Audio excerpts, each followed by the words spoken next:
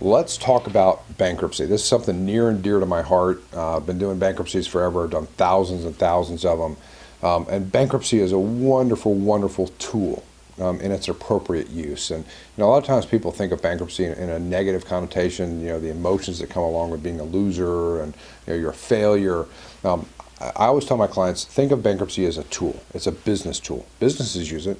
You should use it as well where it's appropriate. Is it appropriate in every case? Absolutely not. Is it appropriate in many cases? Sure.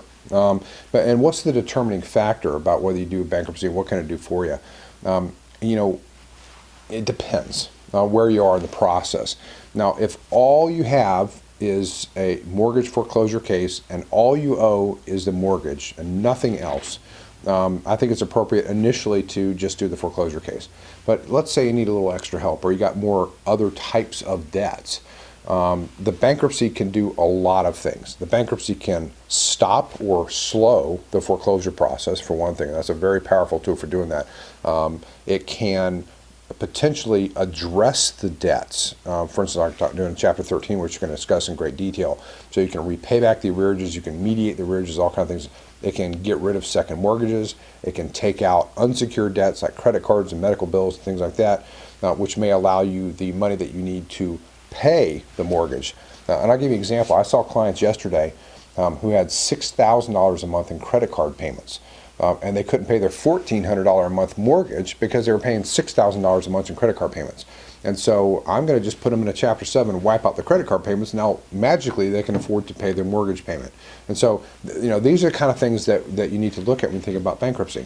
So bankruptcy, again, I'm doing a wide overall here, which is bankruptcy is a federal process that allows you to potentially wipe out debts or restructure debts. And there's two basic types that you as a consumer are going to file, Chapter 7, Chapter 13.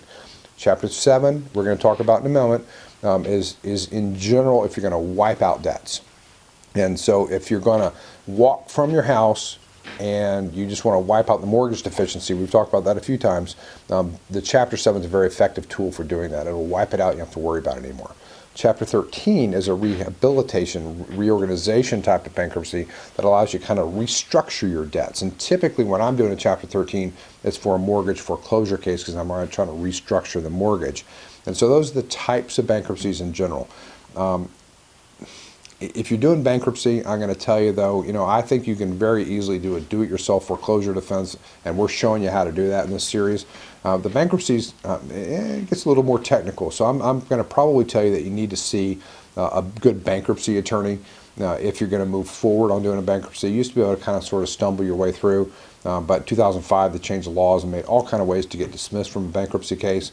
So I would encourage you, if you're considering bankruptcy, to talk to a good bankruptcy attorney, and they can advise you on which is the proper type of bankruptcy. But what I'm going to do over the next many modules is give you the understanding so that you know what you can and can't do with the bankruptcy, so at least you can go in and you can have some good intelligent conversations with the bankruptcy attorneys to help guide you in your process.